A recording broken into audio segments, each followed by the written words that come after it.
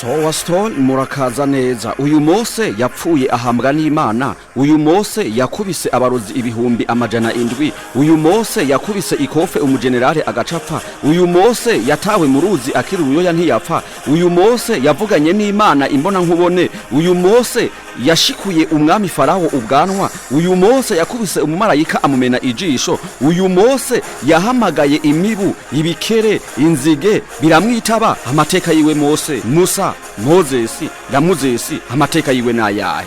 Yumvirize yose kuri Sowaston. Ngusabe ubanze ukore sabone nyimba utarayikora. Mose yavukiye ku mugabane wa Afrika, avukira mu gihugu ca Egiputa ariyo yitwa Misiri uyu munsi. Mose akabavugwa mu gitabo ca Bibiliya incuro zigera kuri 824. Mose akabavugwa mu gitabo ca Korani incuro zigera ku 136. Mose numugabo yari afise inguvu nyinshi. Mose yigeze gukubita ikofe umuntu, akubita ikofe umusirikare, ubwo uwo musirikare abarapfuye. Ivyo ngivyo kubasoma Bibiliya byanditse no mu gitabo ca Bibiliya ukuvayo ikigabane ca kabiri ku murongo wa 12. Uyu Mose ndiko ndakubwira yigeze kubwanduza ikofe umunyegiputa, maze uwa kabiri aza kurekarama nawe nyene amubwanduza irya kabiri, nawe abarapfuye. Ubwo ivyo byatumye Mose ava mu gihugu ca Egiputa aca ahungira mu gihugu ca Jordania, maze acaza gusaba yakazi ko kuragira intama, maze uwo yaragiriye bakaba bamwita Yetiro. Uwo Yetiro yaje no kumushingira umukobwa wiwe amugira umugore. Uwo mugore bamwita Zipora, hari mu gihugu ca Jordania. Uyu Mose rero akaba yahambwe n'Imana. Bibiliya igaragaza yuko Mose apfuye yahambwe n'Imana. Imana ubwayo imuhamba ahantu bita Imowabu. Ivyo byanditse mu gitabo cyo gusubira mu byagezwe ikigabane ca 34 ku murongo wa 6. Twaza kuraba ku bayisilamu nabo bayivuga kwiki. Mose yarinze apfa ku myaka 120 inguvu ziwe zitaragabanuka, kubera yuko Mose yamaze imyaka 120. Mose yarinze apfa kuri iyo myaka nyene 120 agikanura neza cyane gose, abona atakibazo cyo gukanura afise. Bibiliya igaragaza ko mu Bisirayeli atamuvugishwa n'Imana numwe yigeze abaho mu Bisirayeli, yewe nubwo boba ababayeho imbere yiwe bose n'abaje nyuma yiwe yabayeho ameze nka Mose. Ivyo byanditswe mu gusubira mu byagezwe ikigabane ca 34 ku murongo w'10.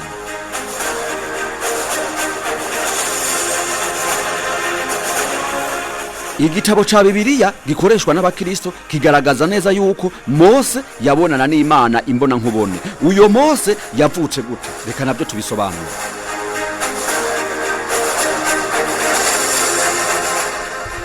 Uyo Mose avugwa se wiwe yari umurewi, yari mu gihugu ca Egiputa. Ico gihe hasohotse itegeko ryuko abavyaza bose bavyaza abakenyezi bari mu gihugu ca Egiputa. Nukuvuga ko buri muntu wese azovyara umwana w'umuhungu azoca yicwa. Ico gihe nico gihe Mose yavutsemo. Mose amaze kuvuka yavutse ari umwana mwiza cane. Nyina wiwe bimutera kabonge, bimutera gahinda, yanka gutanga Mose kugira ngo bamunige. Maze ico yakoze yaramunyegeje amezi agera kuri 3.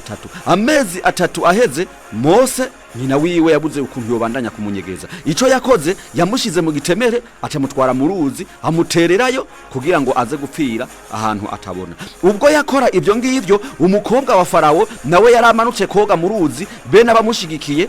Maze bageze ku ruzi babona umwana atemba mu gitebo, atemba ku mazi, baca baramutora. Uwo mwana baramutoye, ntibamenye yuko wari bagiye gutora yari Mose. Uyo Mose bamaze kumutora, uwo kwibaza ngo byagenze gute. Barondeye umuntu yomwosa, maze umukobwa avukana na nyina wa Mose nawe yari sanzwe akora ibwami. Acabwira wa mukobwa wa Farawo ati none ubu sinogenda nka kuronderera umuntu ashobora kuzarosa uyu mwana. Maze nawe aravyemera, acagenda kuzana mwene wabo ari we nyina wa Musa, kubera yuko iryo banga yararizi yuko nyina wiwe ari mwene wabo bavukana ari we yamutaye. Ubwo yaciye agenda kumuzana, tayari nyina wa Mose abarosa uburenganzira bwo kuba ku kirimba, ava mu bacakara. Noneho Mose nawe abarosa uburenganzira bwo gukurira ku kirimba, maze nawe ntiyakurira mu bacakara bagenzi biwe. Nguko uko Mose yavukiye mu bucakara, mugabo akurira ku kirimba.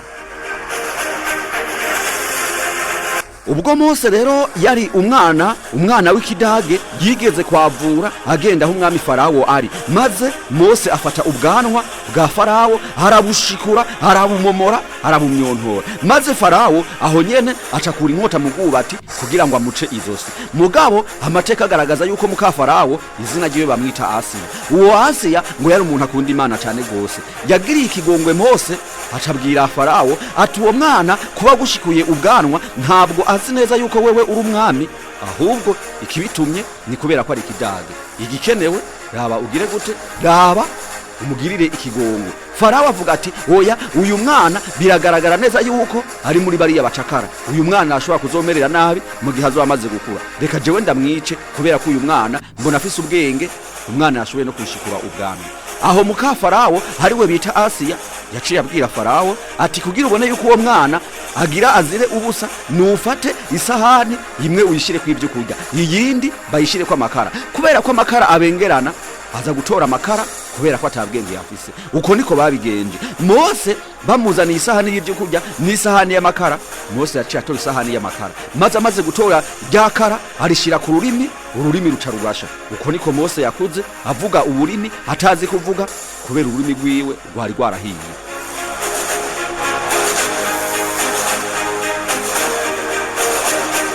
Uyu Mose rero turimo turavuga umunsi umwe yigeze guhangana, haba imace yamuhuje n'abarozi 700.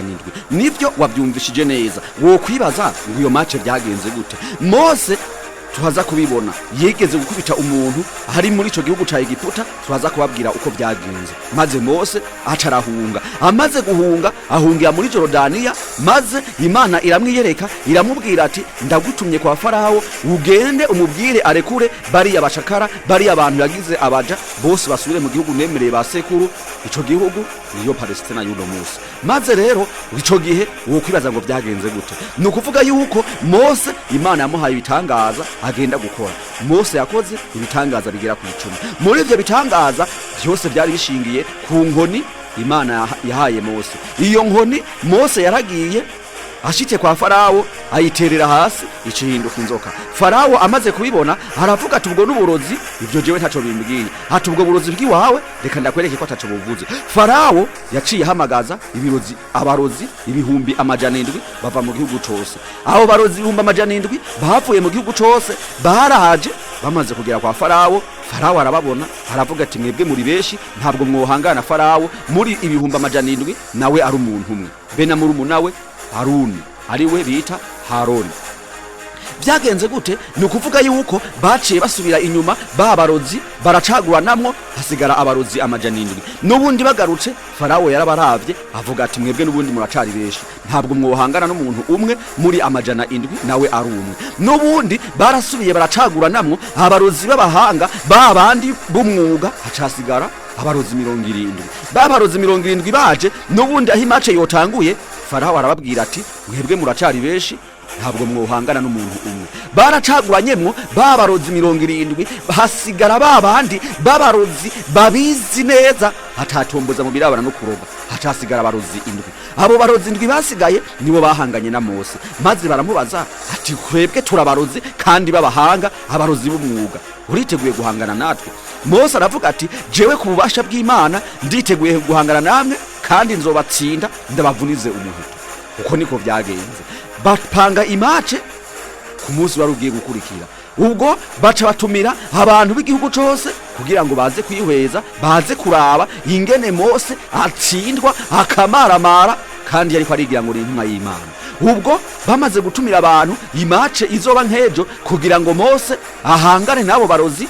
Ku mugoroba abarozi babandi 7 bakoze akanama, baravuga bati kubera ko Mose ivyo akora byose bishingiye kuri rya nkoni, reka irya nkoni tugende tuyimwibe mwijoro hajyamye hasinziriye. Ubwo Mose ntazoba gihanganye kubera ko inkoni yo mufashije guhangana, tuzakuba twamaze kuyimutwara. Uko niko byagenze. Hageze ku mugoroba abarozi baracaguranye, umukuru muri bo abwira umwe muri bo ati wowe ndagutegetse genda aho Mose ari, irya nkoni uyizana. Wa murozi yaragiye, ageze aho Mose ari, aho yotoye ya nkoni cihinduka inzoka.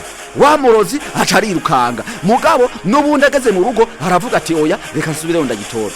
Yinjiye aho yoyitoye n'ubundi wa murozi ya nkoni icihinduka inzoka imwirukangako. Wa murozi yaciye ahava aca yirukanga kubwira abandi barozi bagenzi biwe atega ya nkoni irananiye kuzana kubera yuko yaciye ihinduka inzoka. Umukuru w'abarozi akivyumva yavuze ati reka twakwihenze ko wewe nta kigenda ci wawe ntabwo unyaye, reka jewe ngene ndayizaniye. Umukuru w'abarozi aciye agenda ashitseho Musari asanga Mose araryamye arasinziriye. Wa murozi atangwa gusuzugura Mose, aravuga ati uyu Mose nta kigenda ciwe, eheraba yaryamye yasinziriye naje nta nuko yigeze amenya yuko nashitse, rabana ya nkoni yiwe ngira ndayitore rukimusinziriye ataramenya yuko naje.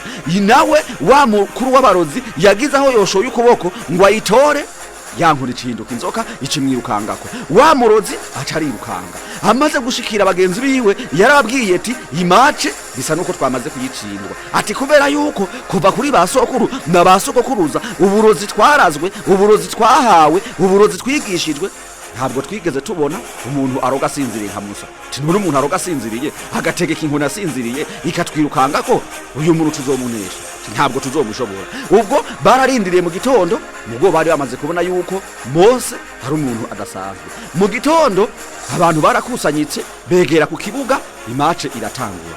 Ubwo Farawo nawe yari yahigereye ndetse n'ivyariho vyiwe. Imace bamaze kuvuza kugira ngo itangure, Farawo Mose yarabajije babarozi ati mbega ni mwebwe mutangura canke ni jewe ntangura? Babarozi baravuga bati reka dutangura. Ubwo buri murozi yarafise umugozi akagira n'inkoni uko ari indwi, nukuvuga bari bafise imigozi indwi n'inkoni indwi. Imace ifirimbi ivuze kugira ngo batangure, babarozi buri murozi yatereye umugozi wiwe hasi aterera n'inkoni yiwe hasi, vyose bica bicika inzoka. Ubwo bivuze ngo inzoka zabaye 14 kubera ko abarozi barindwi. Mose ico yakoze nawe yatereye inkoni yiwe hasi, akiterera hasi yaciye icika inzoka y'ingaza marumbi, inzoka niniya icifata za nzoka zose uko ari 14 irazimiragura. Ubwo ikizimiragura babaruzi bose baciye bemera Imana ya Musa, baramuyoboka bakurikira Musa. Ubwo Farawo amaze kubibona arashavura arashangashirwa, abwira babarozi ati ninde yabahaye uburenganzira bw'ukwemera Mose?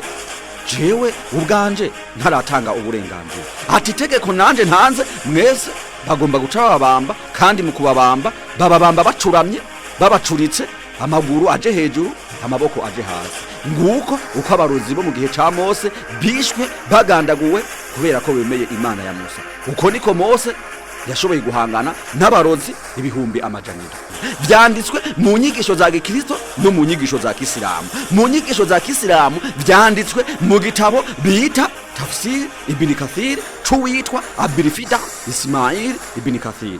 Nayo mu gitabo ca Bibiliya vyanditswe mu gitabo cyo Kuvayo. Nibyo wavyumvishije neza. Ubwo rero ico cabaye kimwe mu vyago Mose yateje kwa Farawo. Wo kwibaza ati none ivyo nivyo vyago vyonyene Mose yateje kwa Farawo? Eka ntabwo ari ivyo gusa, kubera ko Mose yakoze ibitangaza 10 kwa Farawo, ica 10 ico cagiye kumugondoza yemera kurekura Abisirayeli. Wo kwibaza ngo ivyo bitangaza Mose yakoze nibiye? Reka byose ndabikubwiye atana kimwe kivuye. Mu bitangaza Mose yashoboye gukorera kwa Farawo byose hamwe byabaye 10. Kimwe muri ivyo ni gufata inkoni yiwe akayiterera hasi ikamiragura inzoka z'abarozi bari baje guhangana nawe. Ico twamaze kucumva. Nayo ikigira kabiri tugisanga mu gitabo cyo Kuvayo ikigabane c'indwi ku murongo wa 17. Haravuga hati atukuni kuhoraho agize ngwiki nico kizokumenyesha yuko ari uhoraho, atengira nkubite inkoni nitwaje ndayikubite uruzi maze uruzi ruhinduke amaraso. Uko niko byagenze. Mose yafashe inkoni ayivutura ku ruzi maze amazi acahinduka amaraso. Maze mu gihugu ca Egiputa babura ico banwa, babura amazi ayo boga nayo kunwa, kubera ko yose yari yamaze guhinduka amaraso. Hariko ivyo Farawo ntaco byamubwiye, yakomeje kudadika n'ubundi Abisirayeli arabagumya. Uko kwibaza ati gitangaza kigira kabiri niki? Reka naco tukikubwiye. Igitangaza kigira kabiri nuko Mose yabwiye Farawo ati ubwo utare ku Abisirayeli igihugu cose kigiye kuzura ibikere. Farawo yanka kumva. Mose yahamagaje ibikere, haravuga ati ibikere muze. Ibikere bica biraza vyuzura ku kirimba kwa Farawo, aho uhonyoye hose igikere, ugiye mu nkono igikere, mu kabati igikere, ugiye kuryama aho woryamye ugasanga aho ugiye kuryama hari igikere. Ivyo bikere Mose niwe yabihamagaje. Ariko nubundi Farawo ntabwo ivyo byamuteye ubwoba. Icakurikiye kigira gatatu, Mose yahamagaje imibu. Ahamagaza imibu, maze imibu iraza, iyo mibu yuzura igihugu, irajya abantu, ibamerera nabi abantu bo muri Egiputa. Mugabo nubundi Farawo ntaco byamubwiye. Ikigira kane, Farawo yahamagaje ibibugu. Ivyo bibugu harabihamagaza, biraza, birabajya, birabavungura, birabuniza umuheto. Ariko nubundi Farawo ntaco byamubwiye. Ikigira gatanu, Mose yahamagaje akaryama. Akaryama ni ingwara yafashe amasho, amatungo y'Abanyegiputa. Inka zabo zirapfa, impene zirapfa, intama zirapfa, ingamiya n'ibindi bitungano. Ariko nubundi Farawo ntaco byamubwiye. Ikigira indwi, Mose yahamagaje ibihute. Abo muri Egiputa bose bagwara ibihute. Ivyo bihute byarajerezenze ku mibiri yabo, mu mugongo, ku vyicarizo, ku maguru no ku maboko. Ariko nubundi ivyo bihute ntabwo Farawo byamuteye ubwoba. Ikigira indwi, Mose yahamagaje urubura. Nivyo wabyumvishije neza. Urubura rwaraguye mu gihugu ca Egiputa, maze abantu imirima yabo imererwa nabi. Ariko nubundi Farawo ntaco byamubwiye. Farawo hamaze kugarariza, Mose yakoze igitangaza kigira 8. Mose yahamagaje inzige. Inzige zaraje zijya imirima, zimerera nabi, zikokora ibiti. Ariko nubundi ntabwo Farawo yagize ubwoba ngo yisubireko. Icago kigira 9, hari kimwe mu bitangaza Mose yakoze. Mose yahamagaye umwiza. Ku mutaga hacahinduka mwijoro. Ahari ku mutaga babona inyenyeri ziraje, bucura umwiza ukwira igihugu cose. Ariko nubundi uwo mwiza ntabwo wateye ubwoba Farawo. None wo kwibaza ngo kugira ngo Farawo agondozwe, Mose igitangaza c'icumi yakoze ni igitangaza kimeze gute? Reka naco nyine ndakikubwira. Igitangaza kigira 10 harico Mose yakoze, maze Farawo abona kugondozwa. Nuko Mose yavuze ati ubwo utari ku y'Abisirayeli, abana bose b'abahungu, buri muntu wese yitwa umuhungu akaba ari ifura, wagiye gupfa. Ndetse n'uwitwa umukobwa mu gihe yitwa yuko hari ifura, uwo agiye gupfa. Ubwo ntabwo Farawo byamuteye ubwoba. Ico Mose yakoze nubundi yarambitse inkoni yiwe hasi, ubwo nyene akirambika hasi, buri muntu wese yitwa yuko ari ifura mu gihugu ca Egiputa yarirangije gupfa. Farawo abibonye nguko uko yaciye agira ubwoba, hari ku Abisirayeli abahereza Mose kugira ngo abavane muri Egiputa, habajabukane bagende mu gihugu Imana yari asezeraniye ba sekuru, arico gihugu bamukamo. Ariko Farawo amaze kubarekura ntabwo yagarukirije aho ngaho.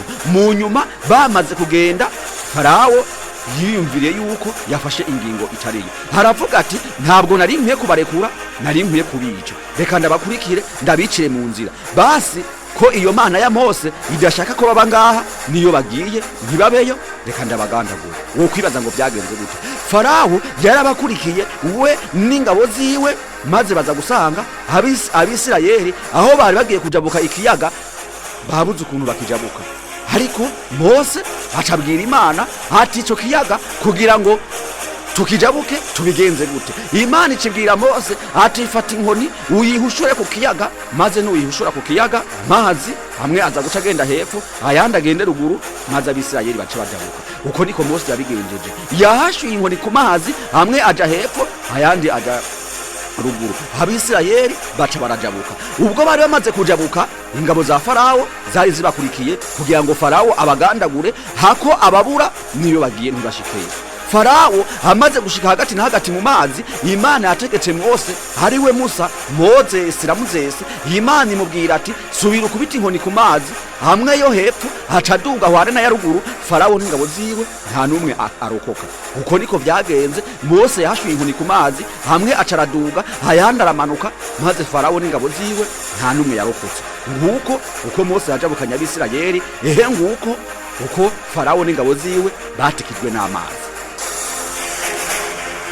Uyu Mose rero kubw'idini ya Islamu, Mose afatwa nk'intumwa y'Imana. ndetse si intumwa y'Imana isanzwe, ni intumwa y'Imana yahawe n'igitabo kimwe mu bitabo abayisilamu bita Al-Kutubu Samawiya. Ico gitabo bacita Taurati.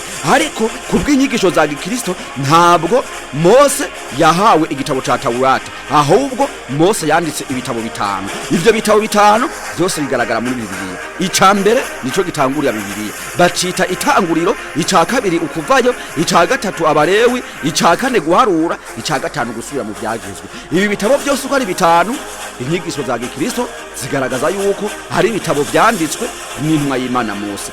Ariko ntabwo abateoloji mu birabana na Bibiliya bemera yuko ibi bitabo vyanditswe na Mose. Wanashaka unasomye ibi bitabo biragaragara yuko ibi bitabo uwavyanditse atari Mose ku by'ukuri. Ntabwo ivyo ngivyo ari byo. Reka dutange akarorero ni igitabo cyo gusubira mu Vyagezwe ikigabane ca 34 ku murongo w'icumi.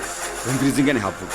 Haravuga hati kandi mu Bisirayeli ntihigeze kuboneka uwuvugishwa n'Imana ahwanye na Mose. Uwo uhoraho yibonanira nawe imbona nkubona, ntawogereranwa nawe.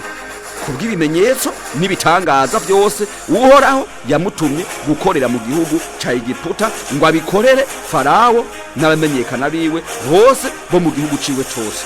Ubwo kubyukuri ivyo abateoloji bavuga urumva yuko ari byo. Ntabwo aya majambo yanditswe na Mose, kuko handitse ngo kandi mu Bisirayeli ntihigeze kuboneka uwuvugishwa n'Imana ahwanye na Mose. Ubwo birumvikana ntabwo aya majambo yanditswe na Mose, kubera nyimba bavuze ngo ntihigeze kuboneka uwuvugishwa n'Imana ahwanye na Mose, birumvikana ko uriko aravuga n'uwundi muntu wanditse n'uwundi muntu atari Mose.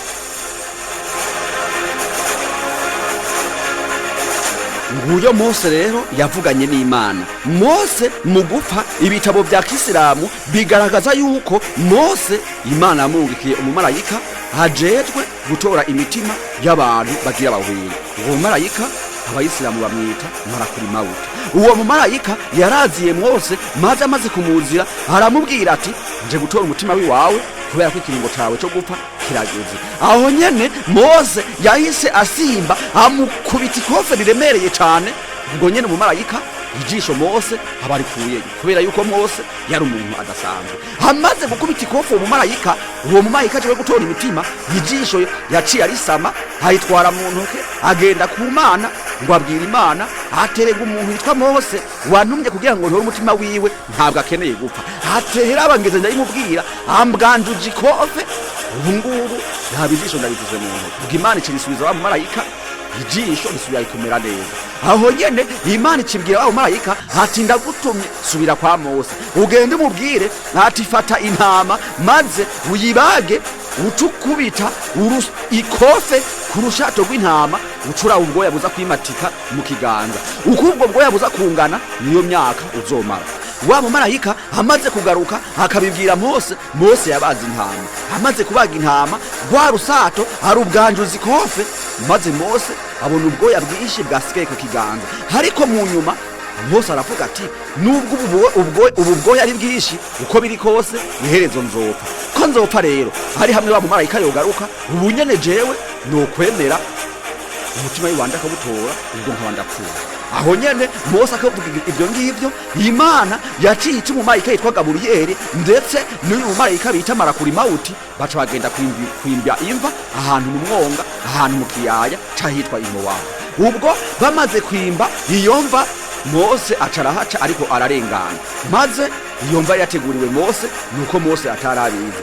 Hamaze kuhagera Mose yaciye asanga baba marayika bigize abantu baje mu ishusho y'abantu bariko barimba, maze ubwo ngubwo Mose acabaza baba marayika mugo bari mu ishusho y'abantu ati mbega mwabagabo iyo mva muri ko murimba ni yande? Baba marayika bishyuye Mose ati yimva turiko turimba ni umwe mu bantu batagatifu bari ngaha kuri inosi agomba kwitaba Imana. Ubwo Mose aho nyene yahise ababaza ati mbega mwabagabo mwonyemerera nkajyamamwo nkipima nkaraba neza yuko iyimva ari hamwe nka jewe nopfa iyimva yonkwira? Atego cyane. Ubwo nyene Mose yahise ajyamamwo, akiryamamwo bamarayika bahise bafurira. Ubwo Mose abarapfuye, ivyiwe birangirira aho ngaho. Aho ni kubw'inyigisho za kisilamu, nayo kubw'inyigisho za gikristo bigaragara neza yuko Mose yarapfuye ngo amaze gupfa Imana ubwayo ngo niyo yaje kumwihambira maze imuhamba mu kiyaya c'ahita Imowabu. Nguko uko Mose ibyiwe byarangiye. Ico gihe Mose yapfa yari amaze imyaka 120.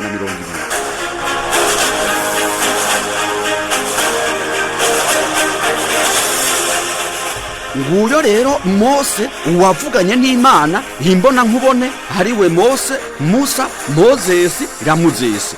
Umuntu yavugana n'Imana himbona nkubone ahambwa n'Imana, hatsinda abarozi 700 atogwa mu ruzi yatawemwo akiruyoya, amyoza ikofe umusoda abarapfuye, hakurira ku kirimba ijisho ry'umumarayika hari munogoramo. Sowa story murakagira amahoro n'amahonda, itekane mu mitima no mu bifuko, mukore sabone kugira ngo mukomeze mwumve amateka nibigezweho n'ivyanyegejwe n'abanyegezi b'ivyanyegejwe, binyegurwa n'abanyeguzi b'ivyanyegejwe, babinyanyagiza babinyegejwe bose. Sowa story hasara Victoria Siempre. Ntimwibagire gukora subscribe. Ndabakunda.